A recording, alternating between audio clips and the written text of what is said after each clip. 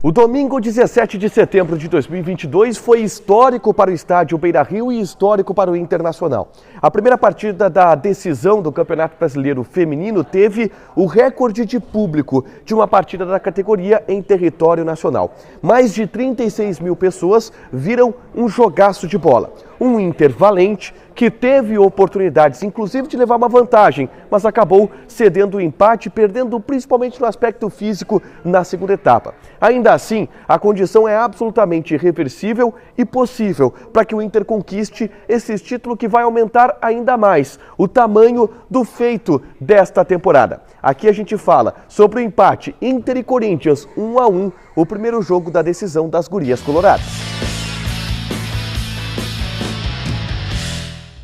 Tudo bem, gente? Obrigado pela participação aqui. Não esquece de deixar teu like, te inscrever, de ativar as notificações. Bora falar do Internacional aqui da dupla? Ó, eu tô na zona mista do estádio Beira-Rio e hoje a gente acompanhou aqui em loco a partida entre Inter e Corinthians, o primeiro jogo da decisão do Campeonato Brasileiro de Futebol Feminino. Uma partida que teve uma ampla mobilização por parte do torcedor colorado e essa foi a grande notícia, esse foi o grande fato dessa manhã aqui no estádio Beira-Rio.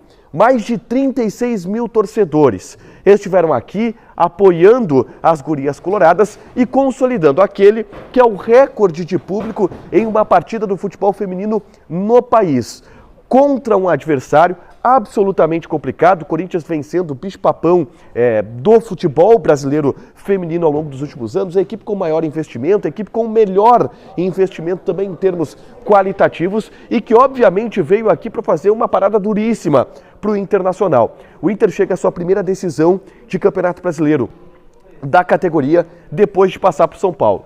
E aí já entrando no jogo, a gente teve com a pressão da torcida, a gente teve com o estádio cheio, um clima e um ambiente muito favorável para as jogadoras, que resultaram em uma pressão absurda no primeiro tempo. O time do Corinthians tem a característica de tocar muito a bola na saída de bola. Faz uma saída de três, muito apoiada, muito bem treinado o time do Arthur Elias. Qual foi o antídoto para isso pelo técnico Maurício Salgado, das Gurias Coloradas? Adiantar a marcação. Fazer uma espécie de pressão com a Fabi Simões, com a Milene, com a Lelê, a Duda Sampaio, que é a camisa 10, a grande maestra desse time, e eu quero falar sobre as individualidades depois, também tendo um papel muito importante na marcação.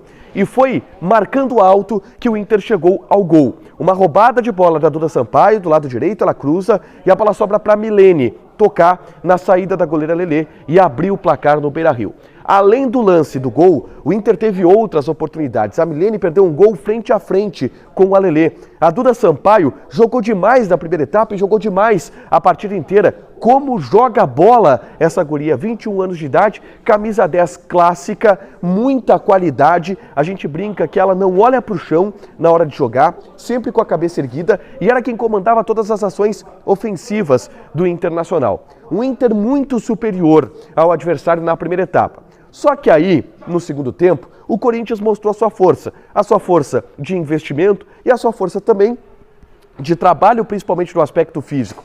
O Inter cansou, também pela estratégia de marcar muito alto o adversário, o Inter cansou no segundo tempo. E aí conseguiu dar mais espaços para o Corinthians, que cresceu e cresceu bastante na partida.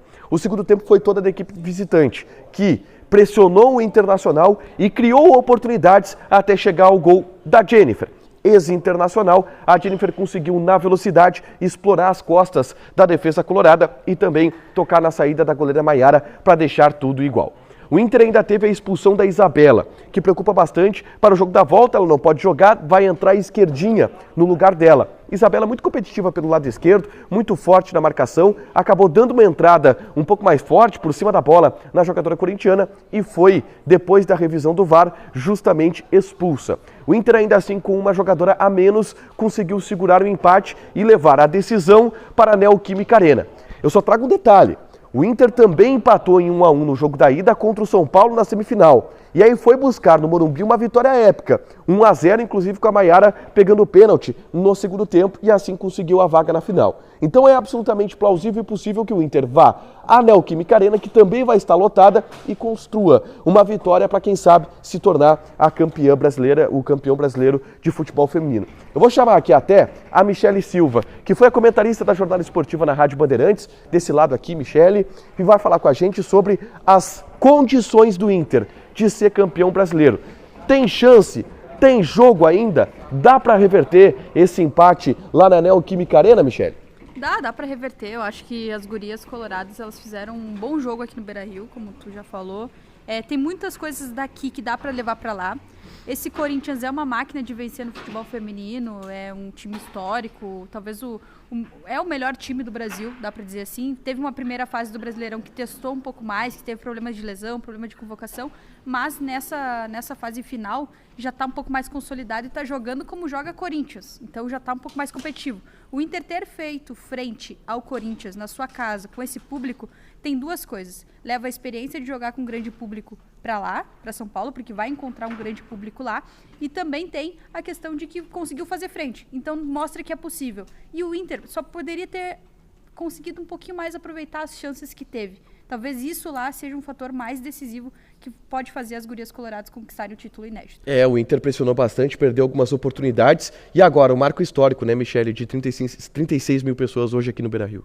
Sem dúvida. Isso mostra como a torcida está engajada. Acho que é um exemplo, na verdade, tá, Igor, para todas as torcidas do país, de outros clubes do futebol feminino. Não importa se a modalidade do teu clube ainda não cresceu o suficiente. Dá para colocar o Grêmio aqui, né? Dentro do estado a gente tem uma disparidade tão grande entre Grêmio e Internacional, uma distância tão grande, quando não precisaria existir, né? Mas o Grêmio, enfim, trata com incompetência muitas coisas da sua administração. Mas, assim, eu acho que dá para servir de exemplo, assim, o que essa torcida do Inter fez, que a torcida do Corinthians, vale dizer, já vinha fazendo em muitos jogos, dá para outras equipes também fazerem, dá para outras torcidas fazerem, até para levantar a modalidade, valorizar o produto. Isso ajuda no desenvolvimento do jogo, ajuda na seleção brasileira, que ganha atletas mais qualificadas, no trabalho de base e também na valorização do produto, com transmissão, com melhor salário para as atletas também. Tudo colabora para o ambiente ser cada vez melhor e a modalidade só crescer.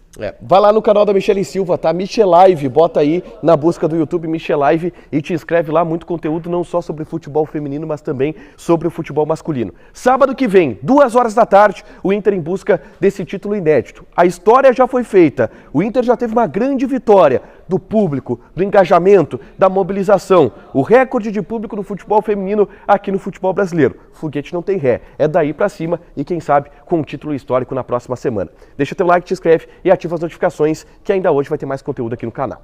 Beijo!